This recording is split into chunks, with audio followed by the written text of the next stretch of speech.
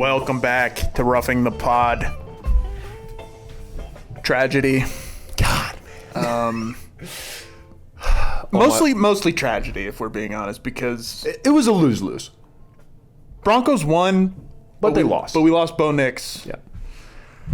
Go ahead. One good thing, Tegan. I know it's been dark. You were over at our house, and that field goal went in, and it was.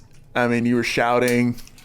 Well, listen. So were I was upset. trying to keep my composure the whole game. And you did great. Thank you. I was really trying.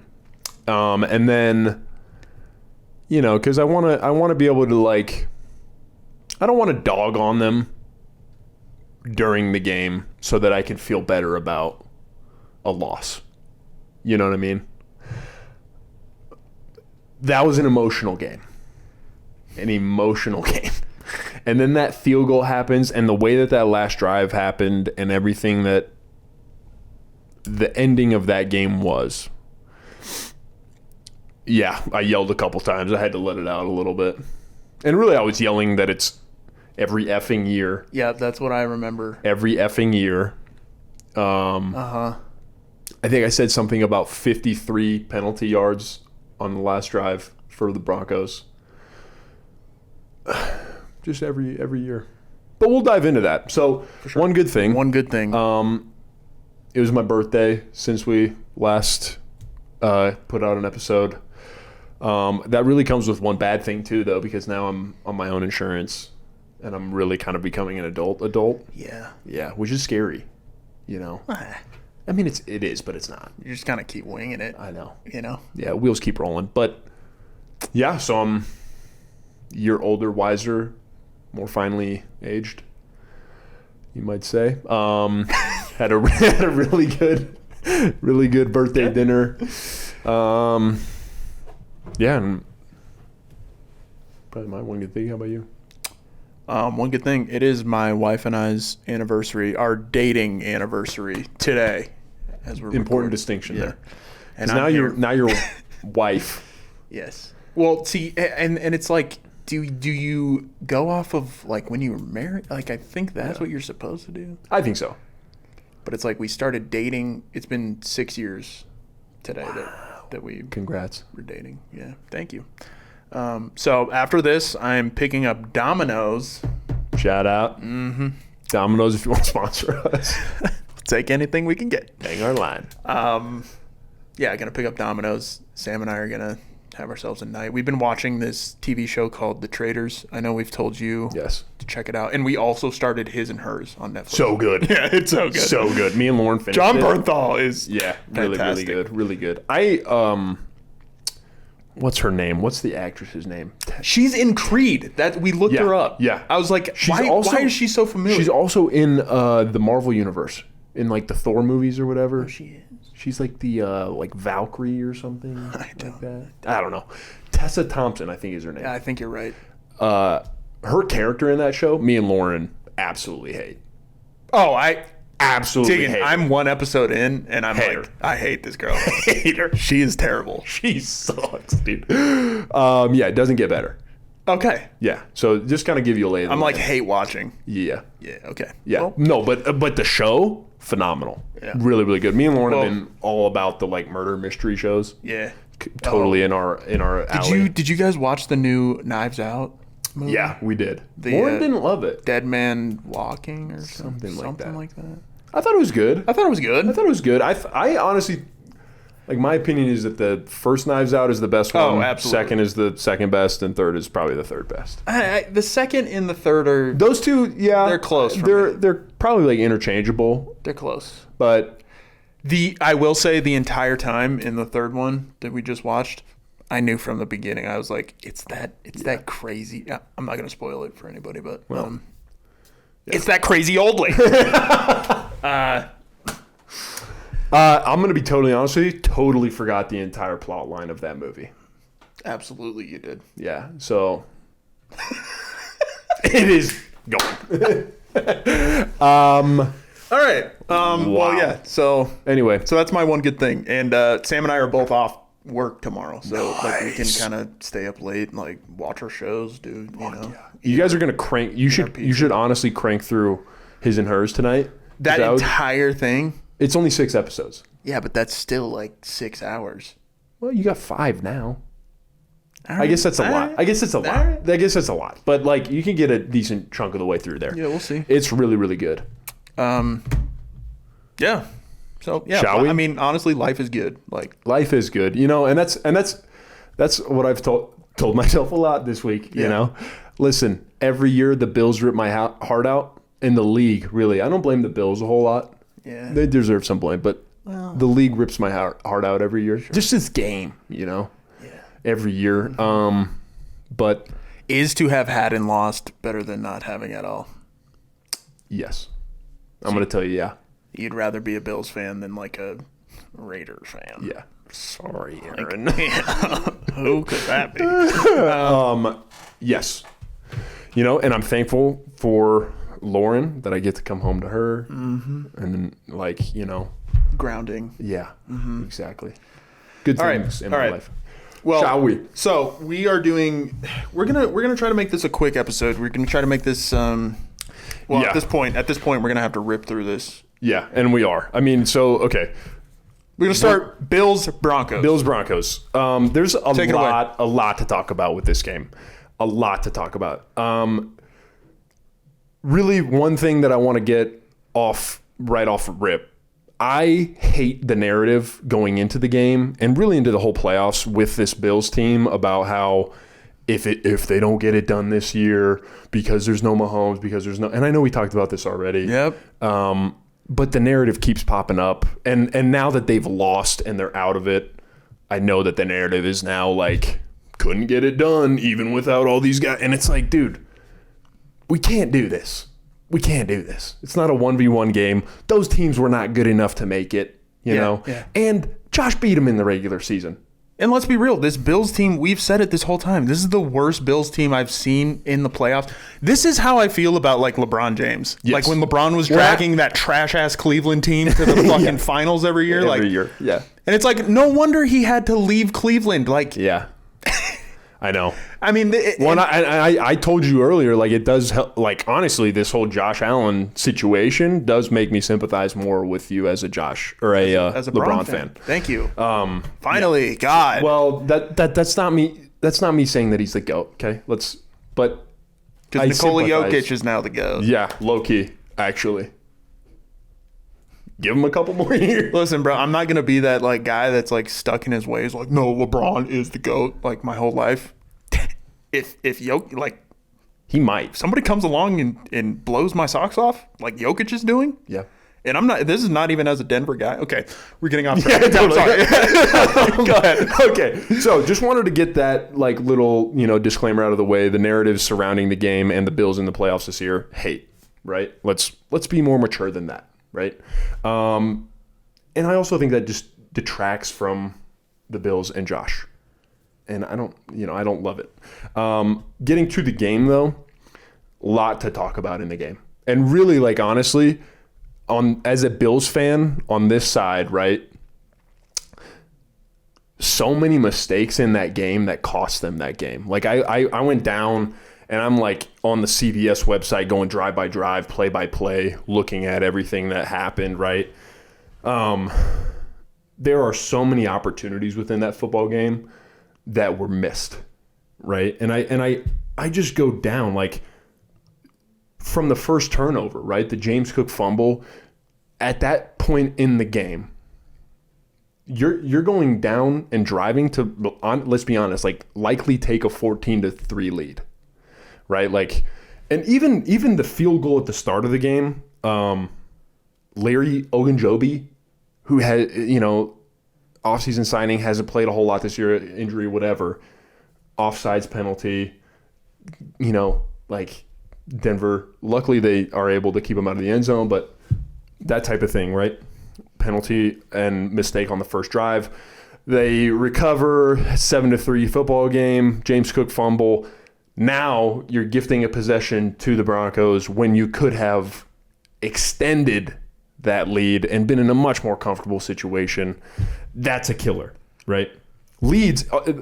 On top of that, it leads to a Broncos touchdown. Yes. Right? So they pay off Frank of it. Crum. A Frank Crum. Huge key. Yeah. Major shout out to my guy, Frank Crum. Played with him at Wyoming. My guy, love that guy. We were the same class. Genuinely a Laramie legend. Came up in Laramie. Went to Wyoming. If you know, that is like a mega deal in the state of Wyoming. That was so sick, man. That was crazy. Like I was jaw on the floor. Yeah. Jaw on the floor. So happy for him. Great dude. Couldn't happen to a better guy. And that's just like that's such a cool moment, you know? Totally. So hate that James Cook fumbled, but happy for my guy Frank that he got a tud. But I mean, that's a huge mistake. And then you talk about the fumbles at the end of the half and the start of the half. Yeah. That is, I mean, so let's go into at the end of the half. And I told you during the game, right? And I've thought a lot about this. There's a portion of me, right, that understands that you have a possession in a playoff game and you have Josh Allen on your fucking team. There's also a big part of me that understands this is a tight game.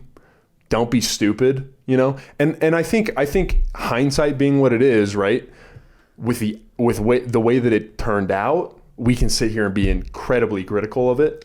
If he had just gotten rid of the ball, if he had just in the moment, I expressed how shocked I was that they were snapping this ball and trying to make something with happen. It. Then he fumbles. Yeah. Then it leads to the field goal. Yep.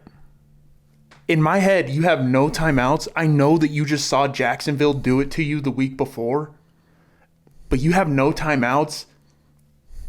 Nothing's open. I didn't either. I didn't like the decision to. And I think you take a knee there. I agree. In my football brain, no timeouts. I agree. 15 seconds. You were on the 25. The risk reward. It's not is so out of whack. And I agree with you. You take it into halftime, because you were playing good football. You are. And until that point, really, the only turnover was a James Cook fumble, which, I mean, Alex Singleton, we've given him shit all year, but he put his hat. He put a hat on a ball. On that ball. On the ball, yeah. Hell of a play. You gotta give it where. Tip your cap. Yep. And I take that shit into half. I agree with you. You take that into half. It's a 10-7 game. You come out. You possess the ball. Now. And we give our flowers to Josh all the time, but I will. He cannot be out here running around with the ball like that. No, you can't do that. That's unacceptable. But the one that I also wanted to highlight was I do think that the luck scale was definitely tipped in Denver's favor because Bo Nix fumbles the ball on one of their early possessions and just picks it right back up. Yeah. You know what I mean? There were just. And it felt to me like that's always been the case for Buffalo, where the lucky bounces always seem to go to the other team. And that is a hard pill to swallow, right? And then you get the unluckiest bounce of all time at the end of the half, partially your own doing, right? Yeah. So that's a tough pill to swallow going into half. It's tough. Anybody that's played football knows momentum is a real thing. And going into halftime that way does not feel good at all. And you can feel it as a fan. That just sucks. Then coming right out of halftime and literally second play of the half, Nick Bonito, good God. Well, but didn't they put a tight end on him? I think it was Khalil Shakir that was supposed to chip him. I'm pretty sure, and I could be wrong because I think I was in the middle of doing burgers or whatever the hell I was doing in there in the kitchen. I think you're right. I was chefing it up, but I'm pretty sure. I think you're right. I'm pretty sure it was a Khalil Shakir was supposed to get a chip block and then piece and then and all he did was push him upfield and then turn the corner because Nick Bonito can't be doing maybe that. Best in the world at that, and you cannot be doing that. And yeah, I mean that to me, and that goes against Josh Allen. It's a fumble on his stat sheet, but. Not his fault. That's not his fault. That is not him. Yeah, and that's just a killer. I think that was such a big part of what swung the Jacksonville game in their favor is coming out of half and scoring and putting together a productive drive, right? And when you get that immediately out of halftime, that's a bitch to come back from. To their credit, they held them to 3. To their credit, and this is where it's so frustrating too, right? Because the defense shows up sometimes. Yeah. Right? hold them to 3. You only get 6 points off those turnovers. Granted, 1 is with no time left, but only 6 points is a win. Totally. Off of those 2 turnovers, huge win, right? So then it's 10-23. You're down 2 touchdowns. Yeah, you're in a 13-point hole. Yeah. You're in a 13-point hole, and that's... The rest of the third quarter, the Bills owned. Yeah, well, and this is the thing, right? This is where it's even more frustrating because then you have a Deion Walker pick. Yep. Right? Picks off Bo Nix. Holy shit, hell of a play. Athletic play. This is where Josh Allen reverted back to old Josh Allen, I think, a little bit. And I will stand here as the, biggest pounder on the table for him. That he underthrew that ball. And beyond that, he shoulders a lot of blame for the loss generally, really. Absolutely, he does. And this is maybe the only playoff loss where I would say it's Josh. It's a lot on Josh. And that's one where, like, okay, you're in a 13-point hole. I get that there's a sense of urgency and you just got a turnover and you want to capitalize on momentum and try to push the ball downfield. I get that. At the same time, though, the situation, I want to say it was on a second down where he tries to launch that ball and he's just not letting the game come to him, which, I mean, it's the paradox of being Josh Allen, right? Like, you're talented enough to do that a lot of the time, right? And he just missed the throw. PJ Locke undercuts it. And so now you have a turnover that you have an opportunity to go and get points and chip away at that. You don't. And then pick it right back off. So those are really like the turnovers, that were big in that game. And then obviously the overtime situation, right? But even before that, now they managed to overtake the lead. It was 24-23. 24-23. They 14 unanswered from the Bills. Now they get the ball. Yep. They go on a drive that's 7 or 8 minutes, something like that. They march the field. They whittle that clock. He missed multiple throws on that drive to put that game away.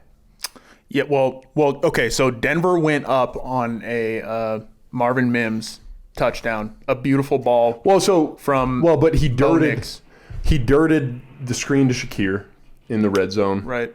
Missed that. I was Dawson Knox later. The seam ball. The Dawson Knox that would have, like when they ended up kicking the field goal to tie it, send it to overtime, he had Dawson Knox that he missed. Yes. Which would have put it away. Yes. And that's to me another instance where, like, it's not a pick, but that's where Josh, like, he lost that game a little bit, Totally. And just really not his best performance whatsoever. That's a killer. I know that's a throw that you want back 10 times out of 10. I know the Khalil Shakir one too in the red zone. But nonetheless, right, now you take a 4-point lead with 4 minutes. This is where, and this is history repeating itself time after time after time, this is where that Bills defense, this is a gotta have it moment. You have the lead with 4 minutes, and it's a have to score a touchdown lead. It's unfortunate because didn't the corner get injured? Yep. Subbed in, what's his name? I don't even know what his name is. Lewis got injured, and then it was some backup immediately. Bo Nix, bang, tutty. Yeah. And it wasn't even terrible coverage. It was just a beautiful ball, beautiful catch. Like, it's another one of those, like, you gotta tip your cap. Like, he's picking on a backup, but yeah. I know. Well, and it sucks because, again. But that's just it's every year. Every time. Yeah. Every year. When we've said you can't count on the Bills D to get a stop. But that's always the issue. I know. And it's compounded by you don't have Superman. Like, he's not playing like Superman this game. And we said that he was going to have to. Yeah. And what's crazy is that there was all these mistakes all over the field, and it's still. Yeah. it still comes down to a couple plays here and there where it's like they could have won that game. Well, and it's. Do you want to talk about? I mean, I know you think it was a catch. Well, so I've gone back and forth because Kanowski, we were talking about it in the coach's office, and he said if there is no defender there, that's exactly. And Cooks doesn't complete it through the ground. Is it a fumble? It's not a catch, right? And to be honest, like that has changed my perspective a little bit. I get that point of view, right?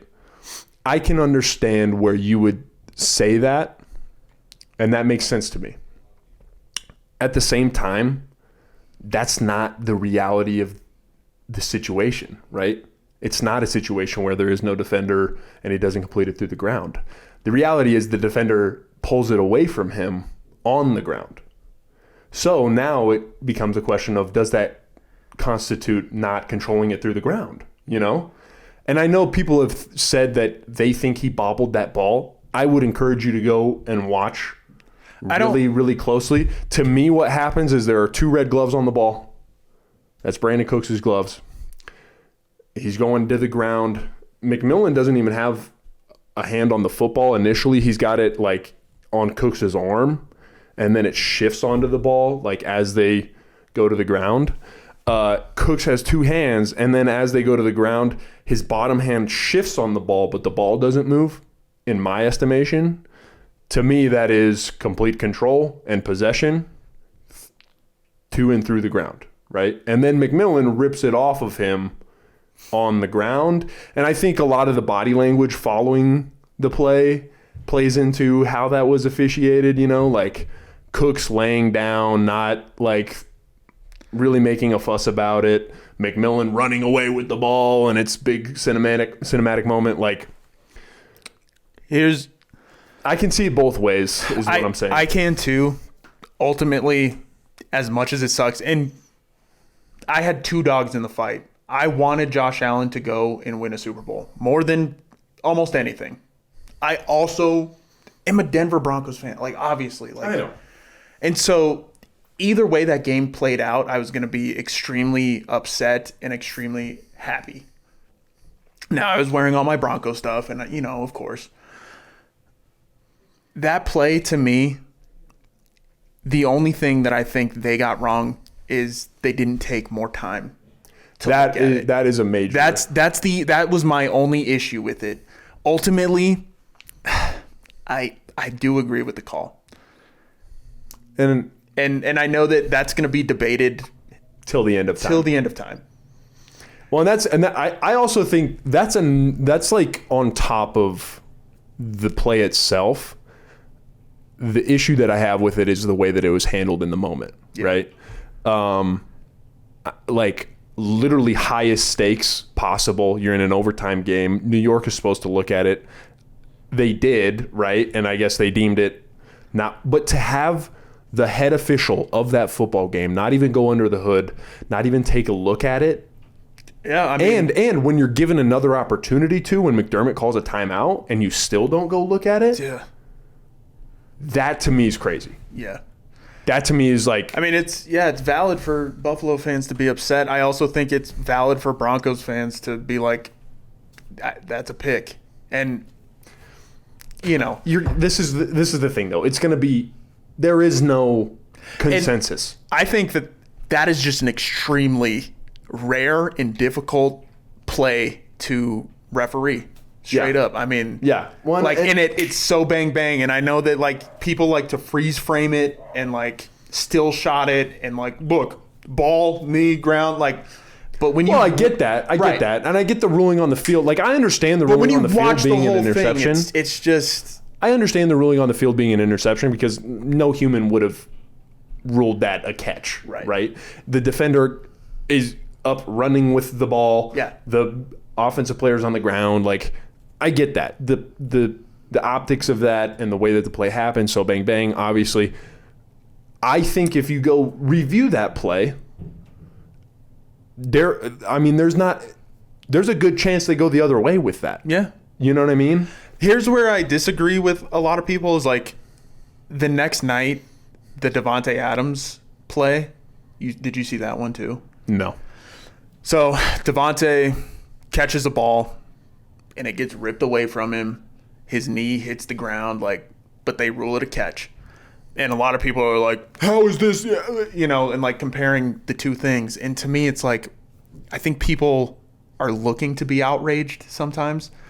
Because to me, it was completely different. Why? Completely different. Devontae, first of all, he's standing up.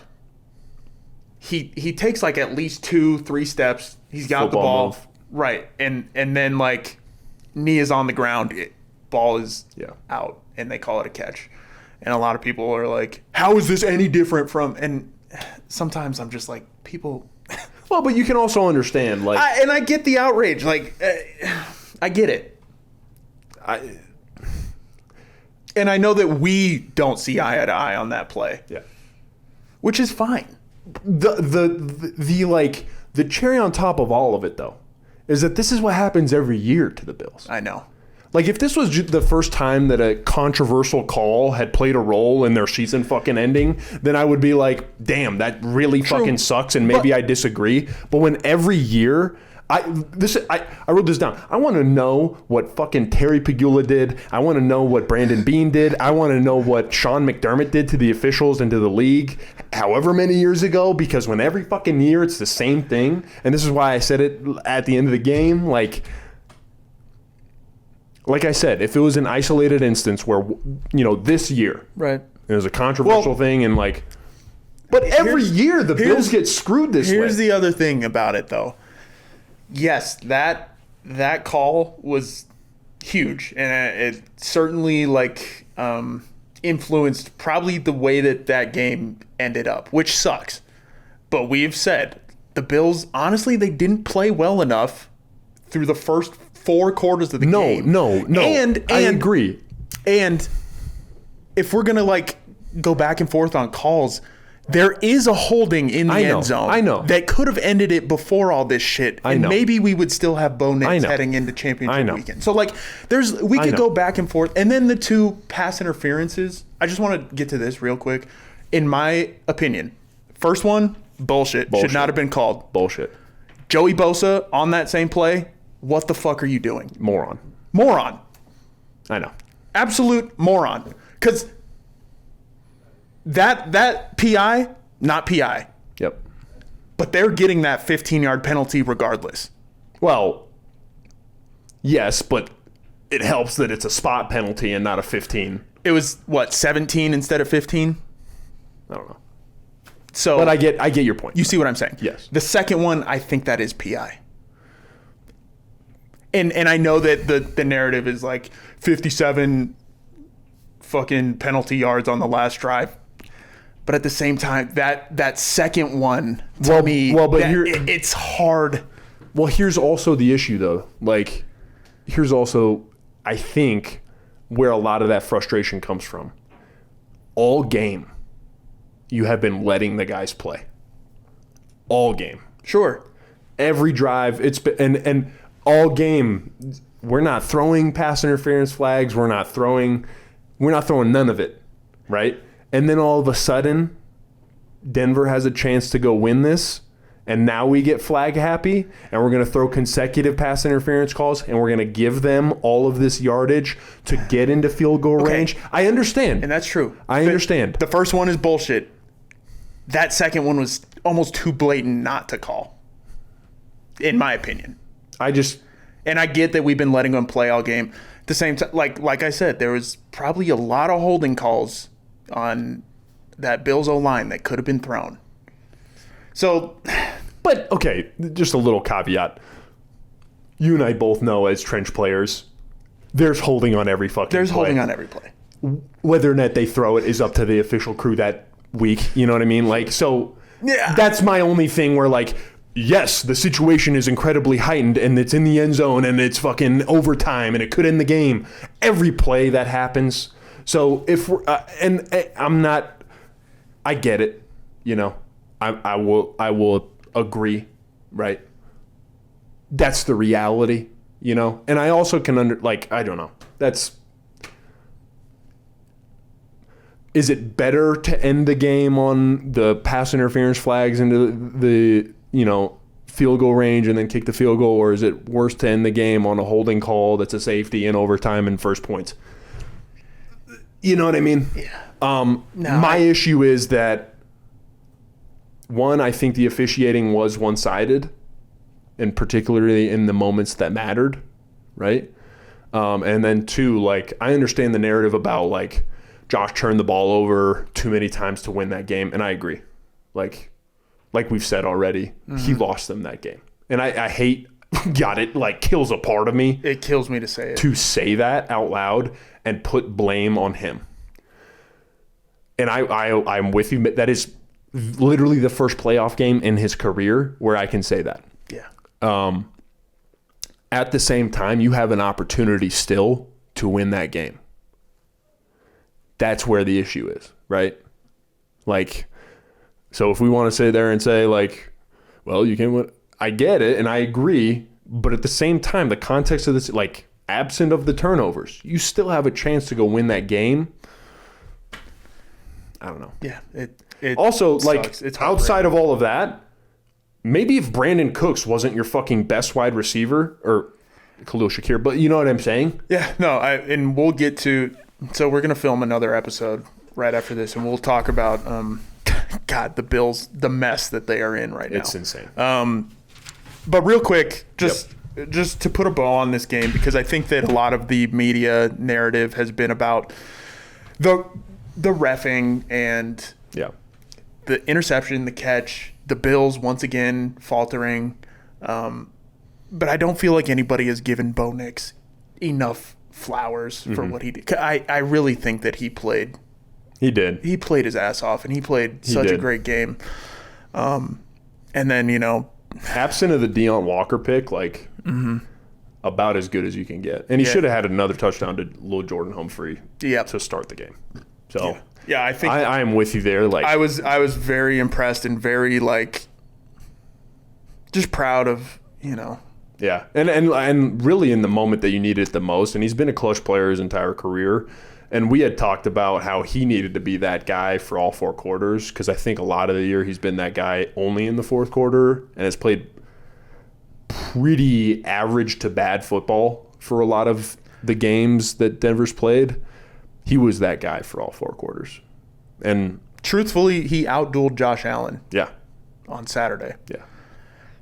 God, that killed me. And I wouldn't say that he's the better player by a long shot, but that day he outdueled Josh Allen. Yeah, and I think the context of the situation too matters a little bit, right? Like, Josh Allen's going into the best defense maybe in the league at their place with fucking that is true, like, XFL players. Yeah, but at the same time, Bo Nix lost Troy Franklin and Pat Bryant, who, I mean. Well, and ironically, the conversation about the Bills receivers being the, point of topic or the point of conversation the whole week, Courtland Sutton hadn't been a factor in that game at all. Courtland Sutton looked terrible. And then he showed up late in that game and was a huge factor in them winning. And I think that was kind of an eye-opener to them, the importance of having a guy like that. Mm-hmm. And really, like, a stark contrast to the Bills, who are in a spot where they do not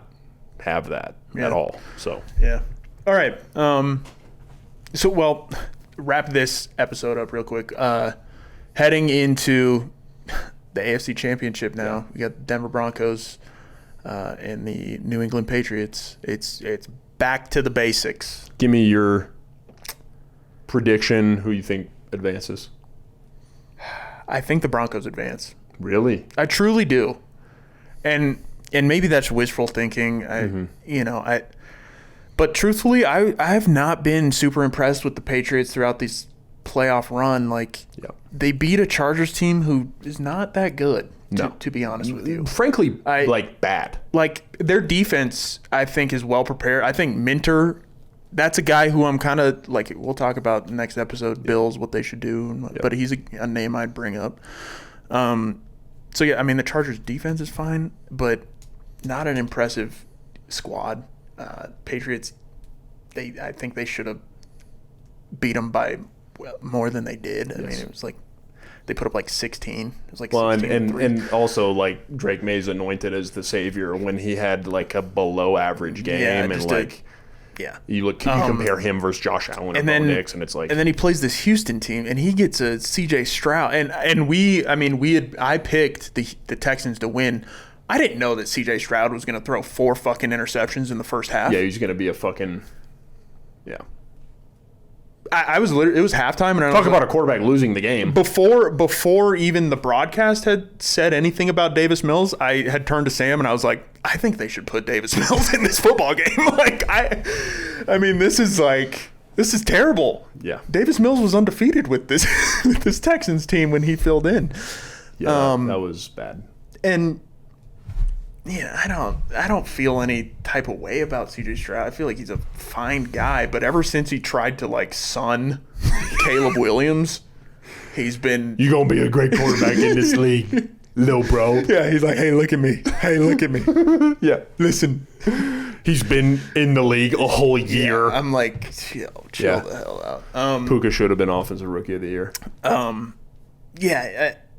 I don't know. I just was not impressed. And if you watched that game at all, I don't know if you did, but I saw a little bit. I mean, it was like turnover. Yeah. Turnover. I mean, Drake May can't hold on to the ball. CJ Stroud certainly can't hold on to the ball. And I know that Drake May's playing the Houston Texans defense. Is a great defense. Very good defense. But like the amount of times that the Patriots defense gave them the ball back, it was like, Drake, like, do something, bro. And to his credit, like he made some nice throws, and they did end up putting up some points. Everything I've seen of him in the playoffs, I'm not super impressed. No, and the other thing too is like Will Campbell, since he came back from his injury, he is getting cooked. To be fair, Will Anderson is that guy. Yeah. But Nick Bonito is first team All-Pro Will Anderson. Nick Bonito is not that far off from a Will Anderson. I agree. So, I mean... I agree. Heading into this game, like, everybody's like, oh, No, and I Jarrett Stidham, like, what can we... I do think Denver's defense will rise to the occasion. And I also kind of think, like, in a roundabout way, I actually wonder if Jarrett Stidham being your quarterback for this game is a little bit of an advantage, because I think, like, as a coach, that would be difficult to prepare for. Yeah. You know what I mean? Like, you don't really know the only thing you're going to get. Like, you have some estimation, right? But the guy hasn't played, like, real football in 2 years. Right. And you're going to call it an offense differently for him than you would for Bo Nix, The thing about it is that Stidham was drafted by the Patriots. Yeah. And I can't remember if Josh McDaniels was... Was he with the Raiders at that point? I forget. So maybe he knows a little bit of Stidham and has some insight. Well, and that's like a either way, probably not much of an advantage, because you can go back and look at him. And I mean, I think that like we pay Stidham pretty well. I think that he is probably one of the better backups in the NFL. Well, and I really don't think this is a game where we are going to be like, okay, Stidham, you have to win us this game. Like, it's going to be like defense. Yeah. Let's put it together. Let's, for sure. And I think it's gonna be. You play within the structure. I think. Hopefully, we have J.K. Dobbins back. That's exactly what I was gonna get to. That, to me, that's the X factor in this game. Hopefully, Pat Bryant is back, clears concussion protocol. Hopefully, like Troy Franklin's hammy. I mean, I don't know. If J.K. Dobbins is back, and you can play a possession style offense, and trust your defense to be lights out, I'm with you. Like, I think Denver can win that game. And we're at home. Yeah. Which is a big deal. And I know that New England has struggled when they come to Denver. Yeah. Dating back to Tom Brady days. Yeah. So, I it sucks. It sucks we don't have our guy, our freaking dog, like my freaking guy, but like, yeah. I'm rocking with Stiddy. Yeah. So. And I think it'll be a good game. I hope it's a good game. I don't know that you're going to be able to top that Bills game. I almost had a fucking heart attack in that game. But, I don't hate that take. What was your pick? I've thought for a couple days now that it would be New England. Just because I think the Bo Nix thing is a big deal, obviously. I think I might take Denver though, just because like young quarterback, away playoff game against a hell of a defense, And he really hasn't looked that great. and I have like I said, I haven't not been impressed with him. I think he's missed a lot of stuff in the tape that I've seen. I might take Denver. He's gonna have to be a lot better because. And I think Vance is gonna fuck with him. You know what I mean? I hope so. And I think that's gonna have to be how they approach that game to win that game. And I'm gonna roll with you. I'm gonna take Denver. And I think Denver they just played the best player in the league. Yeah. And they found a way. Yeah. So Yep. Yeah. All right. You want to wrap it there? This up? Do you want to talk about the other game at all? Seahawks and Rams. Who do you think? I think I'm gonna go with everybody and say Seahawks. I think I am too. Rams. Sam Darnold actually looking like a good football player in that playoff game last week was kind of a big.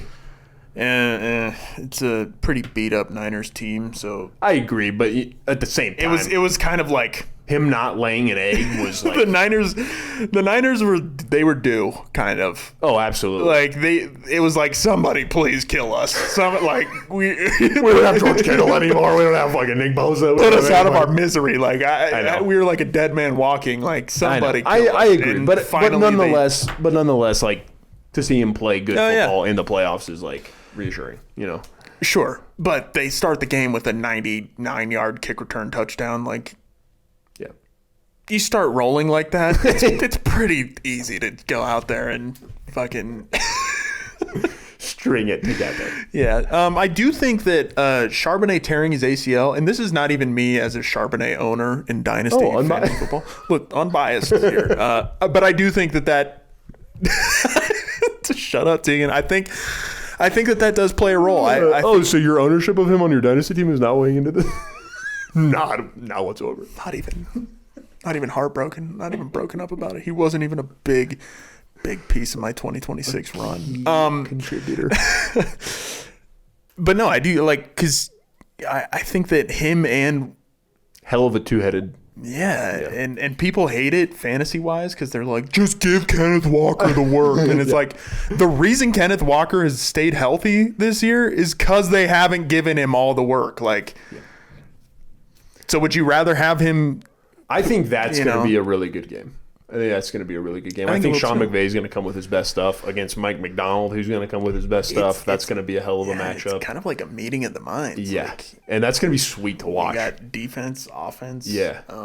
I honestly Puka, JSN. That's what I'm saying. That's what I'm saying. And I think like Seattle's secondary is good, but like we're saying, so is LA's receivers. I think Chicago played those receivers really, really well last week. Brisker was impressive to me. Brisker was lights out. I'm like highlighting him because I'm like, dude, Buffalo. Dude, Brisker was. He's gonna be a free agent. Oh, he is. Yeah, and I'm like, we need a safety, bro.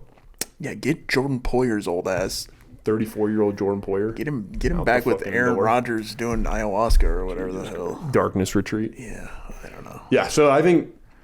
I'm kind of with you. What if it's a Seahawks Broncos rematch chip again? Yeah, that might be kind of fun. That would be very fun. Yeah, I think everybody's terrified of the Seahawks right now. Yeah, and personally, I'm not. Really? I think that defensively they are very good, legit. Yeah. But really, so far, they've played one game this playoff. Well, and there's also that Niners team, which there's also a little bit of me that I might go Rams. Yeah, I might go Rams. Talking through this because I also think there's a little bit completely illogically. Seattle won the matchup for the NFC for the division title. There's a little bit of me that thinks maybe karmically there's. Yeah. Some balance there. Shouldn't have won it. Yep. Because now you rematch and maybe it goes LA's way. That's how I feel in fantasy football all the time. Like when I beat somebody in the regular season and then I play them in the playoffs, I'm like, oh fuck. Yeah. God, no. I'm so cooked. Why did I have to beat them? Maybe I'm gonna go LA Denver. Okay. I'm gonna go LA Denver. I like it. Lock that in. Yeah. I think that if it is LA, it's because Darnold's. Yeah. Well, and I think, yeah. And I think the Charbonnet thing is a bigger deal than Yep. probably a lot of people think it would be. Mm-hmm. Because as good as Kenneth Walker is, and as much of a home run hitter as he is, I mean, he will. No, there is. He's an east-west kind of guy, and he looks to hit home runs. And sometimes, I mean, that's how you back yourself up. Get behind the chains. And then you're gonna ask Sam Darnold to dig you out all the time, like that could be a recipe for disaster. So I agree. And Charbonnet, on the other hand, he's a north-south guy. He's not afraid to get the tough 3 yards, tough 4 yards. Yep. Which is why they were such a sweet duo. Yeah. But yeah. Oof. I think I'm gonna say Seattle, but Yeah. I literally, like, if you ask me tomorrow, I'd probably have a different answer. yeah, you know? exactly. So, Okay. Well, love it. Check back in when our Super Bowl matchup is correct, and let us know Absolutely. who you have going forward. go Denver. Yeah. Stiddy, baby. So yeah.